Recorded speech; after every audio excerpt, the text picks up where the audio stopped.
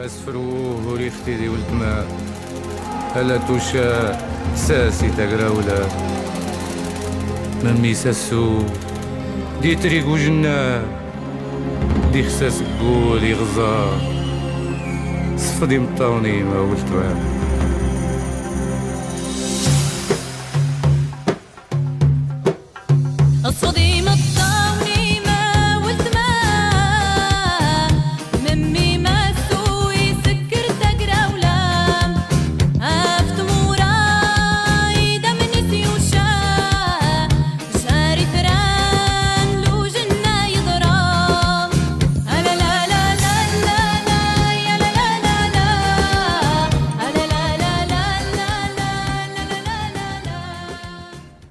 Je vais parler des amalgames qui ont toujours été faites par rapport à notre conflit, au conflit qui nous oppose à Bamako, au gouvernement du Mali. Chaque fois, depuis 1960, que quelque chose se passe chez nous dans la zone, on parle toujours, si c'est un Tinclair qui est à Bamako, qui est fonctionnaire, par exemple, dès qu'il y a quelqu'un qui fait un acte dans la Zawad, quelque part, tout de suite, on se prend à celui qui est à Bamako, ou qui est à Sikasso, ou qui est quelqu'un ailleurs. Il devient lui-même la cible, non seulement de l'État, mais aussi de certains groupes, des fois, qui sont des milices. Il y a cet amalgame-là qui est fait. C'est-à-dire que, au Mali, depuis toujours, les Azawadiens, ils sont jamais considérés comme des Maliens à part entière. Nous avons toujours été victimes, d'une façon ou d'une autre, à un certain moment de notre existence, d'une exclusion, pour ne pas dire de rejet. Moi, je n'en connais pas qui n'a pas été victime de cela. Ensuite, il y a actuellement le terrorisme chez nous, qui a été installé, ou en tout cas qui a été accepté, ou avec lequel le gouvernement, l'État a eu un deal. Sinon on ne peut pas comprendre comment de 2002, 2003 jusqu'en 2012, il n'y a quasiment jamais eu d'affrontement entre l'armée malienne et les groupes, je vais dire, narcoterroristes. Jamais, quasiment jamais. Pourquoi? Pourtant, tout le monde sait qu'ils sont présents, qu'ils commettent des actes, des enlèvements, voire même des exactions. Effectivement, des exactions. Mais on voit qu'ils peuvent venir dans un marché hebdomadaire, ils font leurs courses. La gendarmerie, la police ou l'armée le sait, le savent, et ils repartent sans s'inquiéter. On a vu des otages qui sont pris en Tunisie, en Algérie, au Niger, en Mauritanie, au Maroc et ailleurs, mais qu'on amène chez nous pour les garder. Et on voit souvent des échanges aussi qui se font avec des paiements de rançon qui les enrichissent, qui leur donnent les moyens de continuer à proliférer, de continuer aussi à payer des armes, de continuer à commettre des crimes. Cette situation-là n'est pas née avec la naissance du MNLA. Le MNLA est né en octobre 2011. Et j'entends souvent des questions qu'on nous pose en disant « Mais c'est vous qui avez ouvert la porte aux terroristes d'AQMI ». Mais pas du tout. Les terroristes d'AQMI, ils sont là depuis avant la naissance du MNLA. Depuis même avant la naissance du MNA, du Mouvement National de l'Azawad, qui était une association de fait, mais qui n'a jamais eu de récépissé, qui n'était pas armée. Et à la fois les créateurs du MNA, mais aussi d'autres associations, nous arrivons des fois à nous radicaliser, ou en tout cas à aller plus loin que le chemin de la démocratie, parce que tout simplement, toutes les portes nous sont fermées. On n'arrive pas à nous exprimer, à revendiquer de façon pacifique. Le Mali ne comprend, on peut le dire, quasiment que la voix des armes. Et ça, c'est dommage. Même aujourd'hui, Tiens, je vais faire un lien avec l'actualité. Aujourd'hui, comme hier, nous sommes ouverts à la négociation, au dialogue et à trouver une solution de façon pacifique, mais on nous ferme la porte. L'autre jour, lorsque nous avons demandé de continuer à négocier pour aboutir à un accord, c'est-à-dire un consentement mutuel, avant de signer les documents ou de les parapher, il faut d'abord s'entendre, faire des compromis bien sûr, mais il faut s'entendre. Et tant qu'il n'y a pas d'entente, il n'y a pas d'accord. Il n'y a pas d'accord. Et aujourd'hui, on nous oblige, il faut le dire, on nous oblige, les pressions sont si fortes, il y a des menaces, et c'est vraiment c'est-à-dire c'est une violence qui est faite d'une manière ou d'une autre. Parce que tout simplement, on pense que le document qui nous a été présenté, nous ne le trouvons pas suffisant. En tout cas, il ne traite pas des aspirations légitimes du peuple de l'Azawad. Ces aspirations n'ont pas été tenues, ne sont pas prises en compte dans ce document. Alors on dit, pourquoi ne pas continuer à discuter jusqu'à trouver la solution? Et là on nous dit non. Non seulement la médiation internationale nous a dit que le processus d'Alger est parachevé, le gouvernement dit que les négociations dans le cadre du processus d'Alger sont closes et qu'ils ne sont pas prêts à changer une virgule dans le document. Et c'est comme ça que le 1er mars dernier, à Alger, le gouvernement moi je peux dire, a paraphé et signé.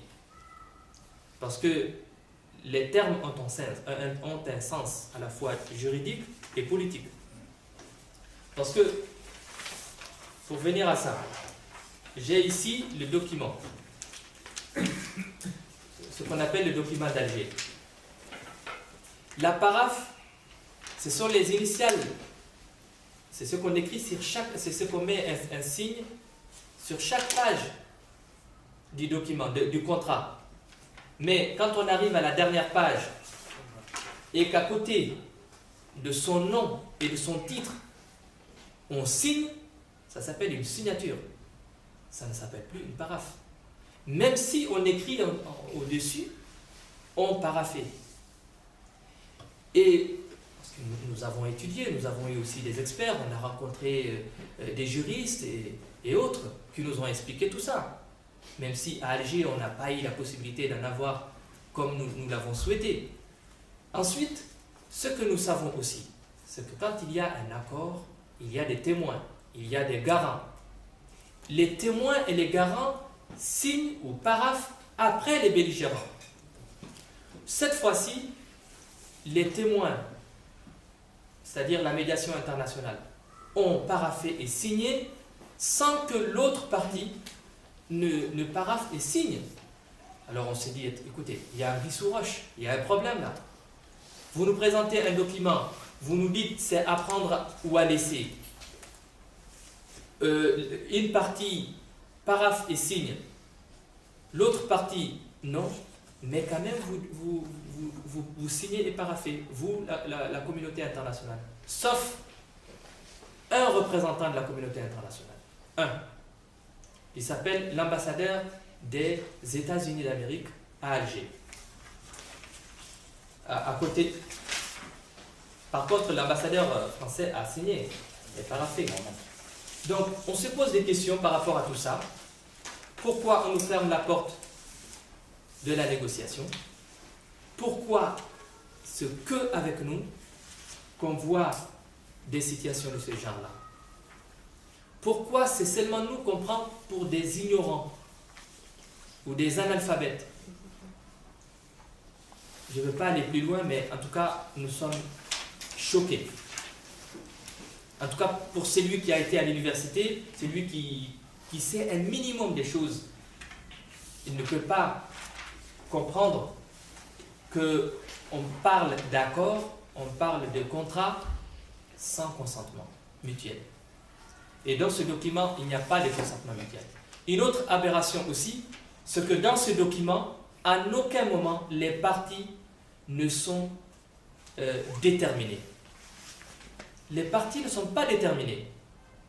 Nous sommes au sein d'une coordination qui s'appelle la coordination des mouvements de l'Azawad, qui regroupe 5 mouvements. Le Mouvement national de libération de l'Azawad, MNLA, le Haut Conseil pour l'unité de l'Azawad, HCIA, le Mouvement arabe de l'Azawad, MAA, la Coalition du peuple pour l'Azawad, la CPA, la CMFPRD, la coordination des mouvements et forces patriotiques de résistance. 2, parce qu'il y en a 2. Il y en a une avec le gouvernement du Mali, pro-gouvernement malien, et une qui est avec nous. Donc, CMFPR2. Donc, dans ce document, ce n'est même pas écrit la coordination des mouvements de l'Azawad. On met au début les mouvements signataires. Et à la fin, on s'est dit au moins, lorsque on va écrire le représentant de la coordination des mouvements de l'Azawad, on va au moins écrire pour la coordination des mouvements de l'Azawad. Mais non, ils n'ont pas écrit pour la coordination des mouvements de l'Azawad. Ils ont écrit pour la coordination. Point. Mais la coordination des quoi? Au moins qu'on nous écrive la coordination des mouvements de l'Azawad. Et on peut comprendre. Et ensuite, l'aspect politique, je vous disais tout à l'heure, est occulté dans le document. Tout ce qui est politique est remis à plus tard. Mais plus tard quand? Lorsque nous aurons déposé les armes? Lorsque nous aurons répété les mêmes erreurs que dans les années 90? Toutes ces questions n'ont pas été répondues à Alger. Une autre chose que je peux dire pour l'histoire, on ne sait jamais. Nous, Azawadiens, nous sommes des martyrs. On le sait. Pendant 8 mois, à ma connaissance, faisant partie de la commission des négociations, sous le témoignage en présence de Moussa Al-Acharatoman qui vient d'arriver, que je salue, qui est membre de la commission des négociations, membre du bureau politique du MNLA, chargé de la communication. En 8 mois, il n'y a eu que 3 jours de face-à-face. 3 jours. Et pendant ces 3 jours-là, il n'y a pas eu vraiment de négociations. Chacun a étalé, chacun a dit ce qu'il avait sur le cœur pendant 3 jours. Et après, point. Il n'y a plus vraiment eu de négociations. Une autre chose, ce que nous avons fait, nous, la coordination des mouvements de l'Azawad, une offre de paix. Dans les négociations, ça se passe à notre connaissance comme ça, une offre de paix. Alors que l'autre partie, le gouvernement du Mali, n'a pas fait d'offre de paix, n'a pas proposé quelque chose. Et nous, à chaque fois, le document qu'on nous remet à la fin de chaque round, parce qu'il y en a eu 5, notre offre de paix n'est pas vraiment prise en compte dans le document dit de synthèse. Là aussi, il y a des questions à se poser. Pourquoi?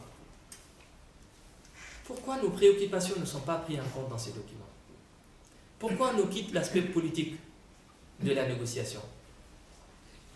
Et pourquoi aujourd'hui on veut coûte que coûte qu'on nous fasse signer quelque chose sur lequel nous ne sommes pas d'accord? Notre population n'est pas d'accord.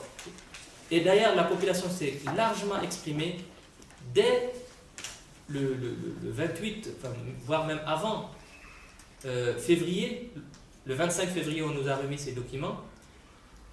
Les populations à Ber, à Menaka, à Kidal,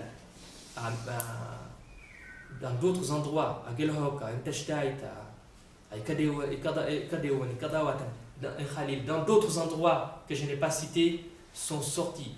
Sauf quand il y a l'armée malienne en présence. Là, elles ne peuvent pas sortir, on le sait. Et Mohamed peut témoigner de ce qu'il a vécu dans une zone qui est contrôlée, ou en tout cas avec la présence de l'armée malienne. Et les populations nous ont dit que le document ne reflète pas les préoccupations, les aspirations profondes des Azawadiens.